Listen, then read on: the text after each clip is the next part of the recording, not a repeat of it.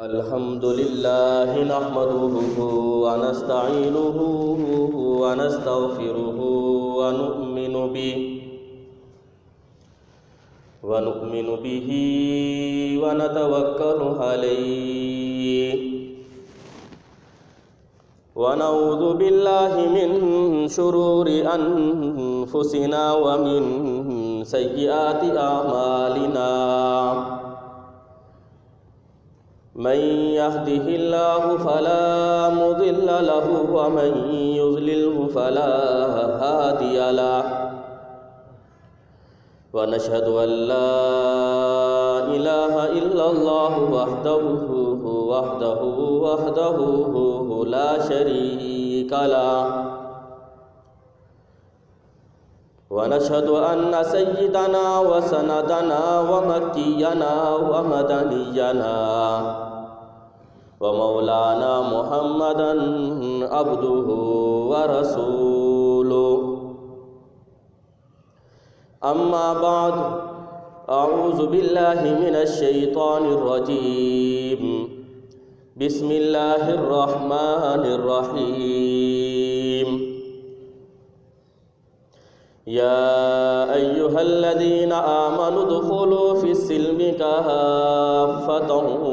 ولا تتبعوا خطوات الشيطان إنه لكم عدو مبين وقال النبي صلى الله عليه وسلم الدين النصيحة أو كما قال عليه الصلاة والسلام آمنت بالله صدق الله مولانا العظيم وصدق رسوله النبي الأمي الهاشمي المدني الكريم ونحن على ذلك لمن الشاهدين والشاكرين والحمد لله رب العالمین۔ تمام حضرات عقیدت اور محبت کے ساتھ عبادت اور ثواب کی نیت سے نماز میں پڑھا جانے والا درود شریف ایک مرتبہ بآواز بلند پڑھ لیں۔ اللہم صلی علی محمد وعلی آل محمد کما صلیت علی ابراہیم وعلى آل إبراهيم إنك حميد مجيد اللهم بارك على محمد وعلى آل محمد كما باركت على إبراهيم وعلى آل إبراهيم إنك حميد مجيد۔ واجب الاحترام عزیزان گرامی، آپ کے سامنے قرآن کریم فرقان مجید دوسرا پارہ سورۃ البقرہ کی ایک آیت کریمہ تلاوت کی اور سرکار دو عالم تاجدار مدینہ محمد مصطفیٰ احمد مجتبیٰ صلی اللہ علیہ وسلم کی ایک حدیث مبارکہ پیش کی۔ قرآن کریم کی اس آیت کے اندر اللہ رب العزت ایک حکم ایسا ارشاد فرما رہے ہیں کہ جس پر عمل کرنا ہر ایک مسلمان پر ضروری ہے، اور اگر اس حکم پر عمل کر لیں تو گویا کہ وہ پورا پکا مسلمان بن جائے گا۔ اور وہ حکم کیا ہے؟ اللہ تعالیٰ فرما رہے ہیں یا ایھا الذین آمنوا ادخلوا فی السلم کافہ، اے ایمان والو اسلام میں داخل ہو جاؤ پورے کے پورے، کہ تمہاری آنکھیں دیکھیں تو وہ اسلام کے مطابق، تمہارے کان سنیں تو وہ اسلام کے مطابق، تمہاری زبان بولے تو وہ اسلام کے مطابق،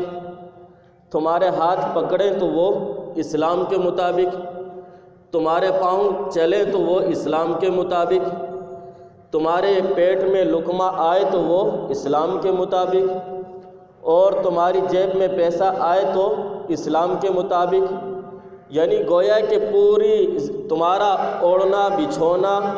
صبح سے لے کر شام تک کی پوری زندگی اسلام کے مطابق ہو جائے، رسول اللہ صلی اللہ علیہ وسلم کے بتائے ہوئے طریقے کے مطابق ہو جائے، تب جا کر تم کامل مسلمان سمجھے جاؤ گے۔ اور پچھلے چند 2 جمعوں سے میں یہی چیز آپ کے سامنے بیان کر رہا ہوں کہ کس طریقے سے ہم اپنی 24 گھنٹے کی زندگی کو کارآمد بنا لیں، ہماری یہ 24 گھنٹے کی زندگی اعمال کے اندر گزر جائے، کس طریقے سے اعمال کی پابندی کس طریقے سے ہو جائے۔ اور اس پر میں نے چند آپ کے سامنے دعائیں آپ کو سنائی، آپ کو یاد کروانے کی کوشش بھی کی، اور میں نے زیادہ تر وہ دعائیں آپ کے سامنے پیش کی جو مختصر تھیں الفاظ کے اعتبار سے، اور یاد کرنا بھی ان کو آسان ہے، کوئی لمبے بڑے کوئی وظیفے نہیں تھے، وہ چھوٹی چھوٹی دعائیں ہیں، اور پھر ان کی اہمیت اور ان کی فضیلت کتنی بڑی آپ نے سنا اس کو۔ یہی وجہ ہے کہ اللہ تعالیٰ نے قرآن کریم کے اندر نبی اکرم صلی اللہ علیہ وسلم کی زندگی کو بہترین نمونہ اور آئیڈیل بنایا ہے کہ آپ نے حضور کی زندگی کو دیکھنا ہے، اس کے مطابق چلنا ہے۔ کوئی موقع ایسا نہیں ہے جس کے متعلق نبی اکرم صلی اللہ علیہ وسلم نے کوئی دعا نہ سکھلائی ہو۔ چند دعائیں پہلے آپ کے سامنے ذکر کی، حتیٰ کہ انسان جب کسی پریشانی میں ہو، تکلیف میں ہو، اس وقت تک کی دعائیں آپ صلی اللہ علیہ وسلم نے ہمیں سکھلائی ہیں۔ حضرت امی عائشہ صدیقہ رضی اللہ عنہا فرماتی ہیں کہ ایک مرتبہ نبی اکرم صلی اللہ علیہ وسلم نے اپنی تمام بیویوں کو جمع کیا اور ان سب کو جمع کر کے کہا کہ تمہیں میں ایک دعا سکھلاتا ہوں، اگر تم اس دعا کو صبح کے وقت پڑھ لو تو شام تک تمہیں کوئی تکلیف نہیں ہوگی، کوئی پریشانی نہیں آئے گی۔ وہ دعا کیا ہے؟ اللہ اللہ ربی لا اشرک بی شیئا، اللہ اللہ ربی لا اشرک بی شیئا، اللہ اللہ ربی لا اشرک بی شیئا۔ جو انسان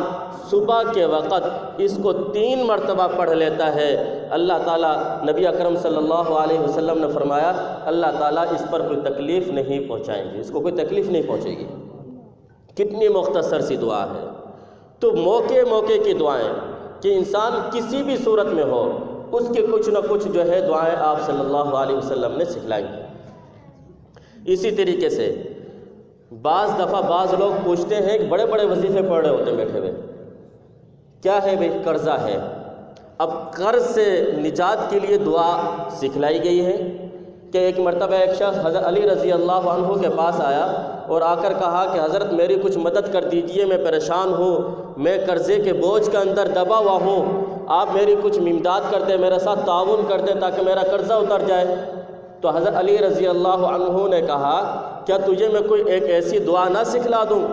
کہ تیرا قرضہ اس سے اتر جائے گا؟ تو اس نے کہا ضرور مجھے بتلائیے۔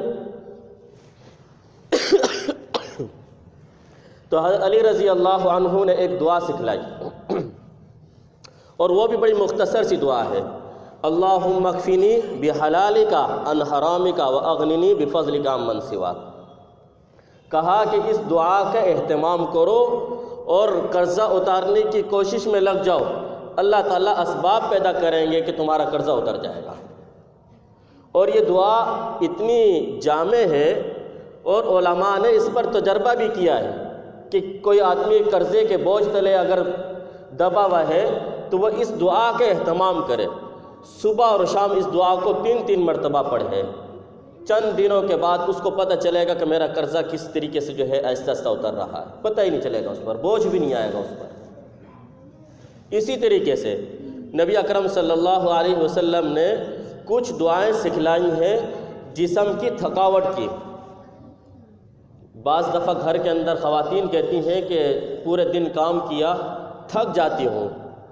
تو اس کے لیے بھی آپ صلی اللہ علیہ وسلم نے دعا سکھلائی ہے، اور وہ دعا کوئی مشکل نہیں ہے، سب کو یاد ہے، لیکن ہم سب اصل میں غفلت میں ہوتے ہیں، پتہ ہی نہیں چلتا، بعض چیزیں یاد بھی ہوتی ہیں لیکن اس کا اہتمام نہیں ہوتا۔ اور وہ دعا کیا ہے کہ روایت میں آتا ہے کہ ایک مرتبہ حضرت فاطمہ رضی اللہ عنہا کے پاس حضرت علی رضی اللہ عنہ آئے اور آ کر کہا کہ فاطمہ تم روزانہ کہتی ہو کہ میں تھک جاتی ہوں، مجھ سے اتنے سارے کام بڑی مشکل سے ہوتے ہیں گھر کے کام، کہ اس زمانے کے اندر اپنے ہاتھوں سے خود چکی پیسا کرتی تھیں عورتیں، اور اپنے کندھوں پر مشکیزیں اٹھا کر لاتی تھی، پانی دور سے بھر کر لاتی تھیں، اور اسی طریقے سے گھر کی پوری جھاڑو لگانا، اور چھوٹے چھوٹے بچے بھی تھے 4 بچے تھے حضرت فاطمہ رضی اللہ عنہا کے، اب چھوٹے بچے بھی ہوں، گھر کے سارے کام بھی کرنے ہوں، اور چکی بھی پیسنی ہو، اور جھاڑو بھی لگانی ہو، سارے کام خود کرنے ہوں، تو ظاہر سی بات ہے بڑا مشکل کام ہے۔ تو علی رضی اللہ عنہ آئے اور کہا کہ آپ صلی اللہ علیہ وسلم کے پاس کچھ غلام اور لونڈیاں آئی ہیں جو کہ آپ صلی اللہ علیہ وسلم مسلمانوں میں تقسیم کر رہے ہیں، جاؤ تم بھی اپنے لیے ایک باندی کوئی لونڈی جو ہے مانگ لو۔ تو حضرت فاطمہ رضی اللہ عنہا گئیں اور آپ صلی اللہ علیہ وسلم کو کہا کہ آپ صلی اللہ علیہ وسلم نے فرمایا کہ میں تمہیں کوئی ایک ایسی چیز نہ سکھلا دوں جو تمہیں غلام اور لونڈی لینے سے بھی زیادہ بہتر ہو تمہارے لیے؟ تو حضرت فاطمہ رضی اللہ عنہا نے کہا کہ جی ابا جی ضرور سکھائیے، مجھے ایسا عمل سکھا دیجئے۔ تو آپ صلی اللہ علیہ وسلم نے فرمایا تمہیں باندی اور غلام دینے سے بہتر یہ ہے کہ تم رات کو سوتے وقت یہ کلمات پڑھ لیا کرو، اس کی برکت سے اللہ تعالیٰ تمہارے جسم کے ساری تکلیفوں کو ختم کر دیں گے۔ اور وہ کتنا بڑا وظیفہ ہے بھائی، آپ لوگ سوچ رہے ہوں گے بہت بڑا وظیفہ ہوگا، بڑا وظیفہ نہیں ہے، بالکل چھوٹا سا مختصر سا، سوتے وقت 33 مرتبہ سبحان اللہ، اور 33 مرتبہ الحمدللہ، اور 34 مرتبہ اللہ اکبر، یہ پڑھ کر اپنے ہاتھوں پر دم کرو، اور سوتے وقت اپنے ہاتھوں پر دم کر کے اس کو پورے جسم پر پھیر لو، صبح کو اٹھو گے ساری تکلیفیں ختم، سارے جسم کی تھکاوٹ ختم۔ بعض دفعہ ایسا ہوتا ہے نا، رات کو سوئے لیکن جسم صبح اٹھے تو ویسے ہی درد کر رہا ہے جسم، اس کی وجہ کیا ہے؟ ان دعاؤں کا اہتمام نہیں ہے۔ اور علامہ ابن تیمیہ رحمۃ اللہ علیہ بہت بڑے عالم، اور حدیث پر ان کی بڑی گہری نظر تھی، وہ فرماتے ہیں کہ پوری ذخیرہ احادیث کے اندر تھکاوٹ کا علاج اس سے بہتر کوئی اور ہے ہی نہیں، سب سے بہترین علاج تھکاوٹ کا یہی ہے کہ اس عمل کو کیا جائے۔ 33 مرتبہ سبحان اللہ،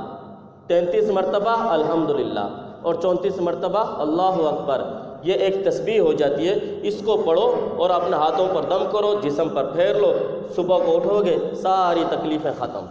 ساری تھکاوٹ ختم ہو جائے گی۔ تو اعمال کی طرف آپ صلی اللہ علیہ وسلم نے ترغیب دی ہے۔ اور ایک حدیث ایسی بیان کی کہ ایک بزرگ فرماتے ہیں کہ میں ناشتہ اسی وقت کرتا ہوں، پہلے فرشتوں کی ڈیوٹی لگاتا ہوں، 70,000 فرشتوں کی ڈیوٹی لگاتا ہوں پہلے، اور پھر بعد میں آ کر ناشتہ کرتا ہوں کہ وہ صبح سے لے کر شام تک میرے لیے مغفرت کی دعائیں کرتے رہیں۔ اب وہ کون سی حدیث ہے، کون سا عمل ہے؟ کوئی بڑا مشکل عمل ہوگا؟ کہا نہیں، کہا کہ نبی اکرم صلی اللہ علیہ وسلم نے ارشاد فرمایا ہے کہ اگر کوئی شخص صبح کے وقت ان کلمات کو 3 مرتبہ پڑھ لے، اب وہ کلمات کیا ہیں؟ اعوذ باللہ السمیع العلیم من الشیطان الرجیم، اعوذ باللہ السمیع العلیم من الشیطان الرجیم، اعوذ باللہ السمیع العلیم من الشیطان الرجیم۔ کتنی مختصر سے ہیں۔ اور پھر ان 3 مرتبہ یہ کلمات پڑھنے کے بعد سورۃ الحشر کی آخری 3 آیات ساتھ میں پڑھ لیں۔ عام طور پر آپ جمعے کے دن امام صاحب سے سنتے بھی ہو یہ والی، یعنی جو تلاوت کرتے ہیں امام صاحب اکثر جو ہے عام طور پر یہ آیتیں تلاوت کر رہے ہوتے ہیں، تو ان کو آپ سیکھ لو، 1 مرتبہ پڑھ لو تاکہ جو ہے آپ کے لیے جو ہے سیکھنا آسان ہو جائے۔ دیکھیں دنیا کمانا آسان ہے، بغیر محنت کے بھی دنیا کبھی کبھی انسان کو مل جاتی ہے، لیکن علم اس کو حاصل کرنا اس کے لیے محنت ضروری ہے، بغیر محنت کے یہ خود بخود نہیں آتا۔ دنیا بغیر محنت کے آ جاتی ہے۔ ایک آدمی کروڑوں کا مالک ہے، اس کی بڑی سی فیکٹری ہے، اب اس کا بیٹا بغیر کسی محنت کیے جس وقت باپ کا انتقال ہوگا وہ پوری جائیداد کا مالک بن جائے گا، محنت کرنے کی اس کو ضرورت نہیں پڑی، وہ خود بخود جو ہے اتنی جائیداد کا مالک بن گیا۔ تو دنیا کمانے کے لیے ضروری نہیں ہے کہ وہ ہمیشہ محنت کرے گا، بغیر محنت کے بھی دنیا حاصل ہو جاتی ہے، لیکن یہ دین اور علم ایک ایسی چیز ہے اس کے لیے محنت کرنا ضروری ہے، محنت کرنا شرط ہے۔ ایسا نہیں ہے کہ یہ وراثت میں مل جاتی ہے کہ امام صاحب وہ خود تو بہت بڑے عالم تھے، وہ فوت ہوئے تو ان کا بیٹا عالم بن گیا، نہیں، محنت کرے گا بیٹا تو عالم بنے گا۔ حافظ صاحب خود تو قرآن پاک جو ہے سنایا کرتے تھے تراویحوں کے اندر، اب ان کا انتقال ہو گیا، انتقال ہونے کے بعد بیٹا حافظ ہو جائے گا خود بخود؟ نہیں، جب تک وہ محنت نہیں کرے گا وہ حافظ نہیں بن سکتا۔ باپ بہت بڑا مفتی تھا، بیٹے نے اگر محنت نہیں کی وہ علم حاصل نہیں کر سکتا، وہ بیٹے کو نہیں ملے گا۔ تو دنیا بغیر محنت کے وراثت میں تقسیم ہو جاتی ہے، لیکن علم بغیر محنت کے نہیں آتا، اس کے لیے تھوڑی سی محنت کرنی ضروری ہے۔ تو آپ لوگ سنتے تو ہو جمعے کے اندر، لیکن ایک جمعے کے دن سنا پھر چھوڑ دیا، حالانکہ اس کے اندر تھوڑی سی محنت کریں، ہم تھوڑا سا وقت لگائیں۔ یہاں پر قاری صاحبان ہیں، ان سے سیکھیں، مولانا صاحب سے پوچھیں، ایک دو دفعہ پوچھیں گے یاد ہو جائے گی، کوئی مشکل چیزیں نہیں ہیں یہ، تو اس کو پڑھیں آپ۔ اعوذ باللہ السمیع العلیم، اعوذ باللہ السمیع العلیم من الشیطان الرجیم، اعوذ باللہ السمیع العلیم من الشیطان الرجیم، اعوذ باللہ السمیع العلیم من الشیطان الرجیم۔ 3 مرتبہ یہ پڑھنا ہے، آخر میں پڑھنا ہے هو اللہ الذی لا الہ الا هو عالم الغیب والشہادہ هو الرحمن الرحیم هو اللہ الذی لا الہ الا هو الملک القدوس السلام المؤمن المہیمن العزیز الجبار المتکبر سبحان اللہ عما یشرکون هو اللہ الخالق البارئ المصور له الاسماء الحسنى یسبح له ما فی السماوات والارض وهو العزیز الحکیم۔ یہ آیات پڑھ لیں۔ اب اس کی فضیلت کتنی ہے؟ حدیث پاک میں آتا ہے، جناب رسول اللہ صلی اللہ علیہ وسلم نے ارشاد فرمایا، جو آدمی صبح کے وقت نماز کے بعد یہ کلمات پڑھ لیتا ہے، اب شام تک 70,000 فرشتے اس کے لیے مغفرت کی دعائیں کرتے رہتے ہیں۔ اور اگر کوئی شخص شام کے وقت اس کو پڑھ لے تو صبح تک 70,000 فرشتے اس کے لیے مغفرت کی دعائیں کریں گے۔ گویا کہ یہ دعا ایسی ہے جو 24 گھنٹے فرشتے اس کے لیے مغفرت کی دعائیں کرتے رہتے ہیں۔ کتنی آسان سی دعا ہے، کوئی مشکل نہیں ہے یہ، لیکن یہ ہے کہ ہم پڑھتے نہیں ہیں اس لیے ہمارے کو مشکل لگتی ہے۔ تو اس کو سیکھیں، ان دعاؤں کو پڑھیں، یہ آسان ہے۔ لیکن پھر قیامت کے دن حدیث پاک میں آتا ہے کہ حضرت عبداللہ ابن عمر رضی اللہ عنہ فرماتے ہیں کہ نبی اکرم صلی اللہ علیہ وسلم نے ارشاد فرمایا، ما منکم من احد یموت الا ندما، کوئی بھی آدمی ایسا نہیں ہے تم میں سے کہ مگر یہ کہ وہ فوت ہو جائے تو مرنے کے بعد اس کو ندامت ضرور ہوتی ہے، ندامت کا سامنا اس کو ضرور ہوتا ہے۔ صحابہ نے پوچھا یا رسول اللہ ندامت کس بات پر؟ تو آپ صلی اللہ علیہ وسلم نے فرمایا کہ اگر وہ آدمی نیک تھا تو اس کو قیامت کے دن ندامت اس بات کی ہوئے گی جب وہ دیکھے گا کہ ایک چھوٹی سی نیکی کی وجہ سے اتنا بڑا درجہ دیا جا رہا ہے، اتنا ثواب دیا جا رہا ہے۔ اگر یہ نیک آدمی تھا تو اس کو ندامت اس بات کی ہوئے گی کہ میں ایک اور نیکی کر لیتا، میں نے یہ تھوڑی سی نیکیاں کیوں کی ہیں، تھوڑی سی اور پڑھ لیتا، تھوڑی سی اور سیکھ لیتا، تو تاکہ یہ میرے آج مجھے اس کا اجر جو ہے مل رہا ہے مجھے بھی مل جاتا۔ اور اگر وہ آدمی گناہ گار ہوگا تو اس کو ندامت اس بات کی ہوگی کاش کہ اس وقت میں گناہوں کو چھوڑ دیتا اور توبہ کر لیتا۔ تو اس لیے ان چھوٹی چھوٹی دعاؤں کو سیکھیں، ان کو اپنی زندگی کے اندر شامل کریں۔ آپ صلی اللہ علیہ وسلم نے جو دعائیں سکھلائی ہیں ان کی برکت سے پھر ہمارے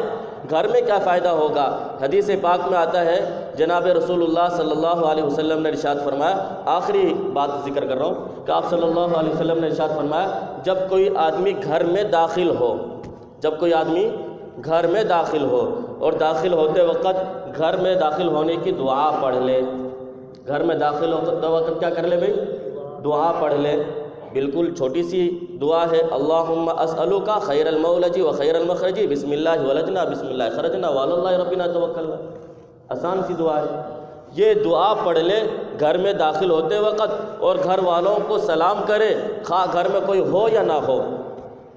اور پھر جب کھانا لگ جائے کھانے کے وقت بسم اللہ الرحمن الرحیم اس نے پڑھ لیا تو پھر وہ شیطان جو گھر کے اندر موجود ہوتا ہے وہ اپنے ماتحت شیطانوں کو کہتا ہے چلو اس گھر سے تمہارے لیے اس بندے نے ایک داخلہ بند کر دیا ہے، نہ رات گزارنے کے لیے تمہارے لیے اس نے کچھ چھوڑا ہے یہاں پر، نہ کھانے کے لیے تمہارے لیے کچھ چھوڑا ہے،